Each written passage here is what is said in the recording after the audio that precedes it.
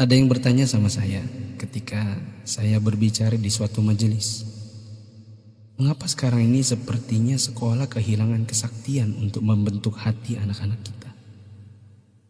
Ini pertanyaan dan bukan pernyataan saya. Saya hanya mampu menjawab begini.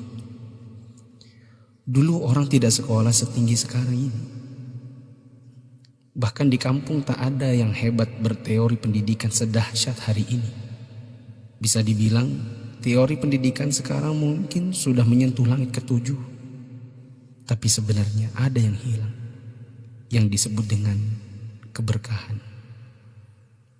Keberkahan bukan buatan manusia, melainkan pamasena puange, rahmat Allah. Bukan sekolah yang membuat orang sukses, tetapi Allah lah yang berada di balik semua kesuksesan manusia dalam usahanya. Maksudnya, secara khusus saya mengajak Anda yang berusia 40 tahun ke atas untuk menengok sejenak ke belakang. Balik.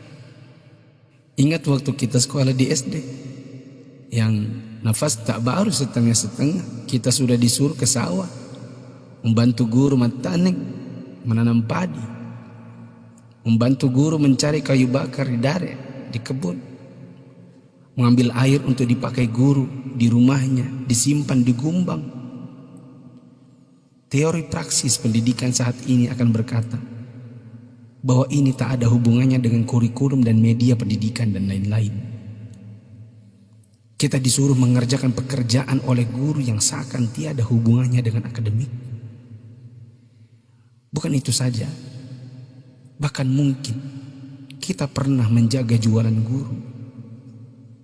Tak hanya itu, kita kalau dipukul oleh guru hingga setengah hidup, atau masengo, mimisan, akibat pukulan mister kayu guru dan jangka pelingkar yang ujungnya runcing.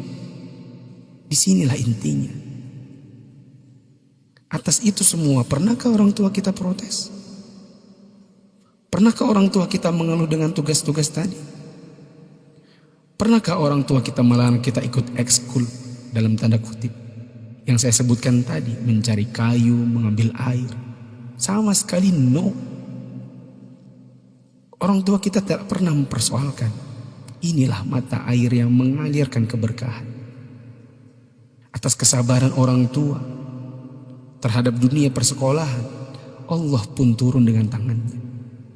Dia membalas kebaikan hati orang tua atas penghormatan terhadap guru dan eksistensi sekolah yang bahkan mungkin dengan segala kelemahan.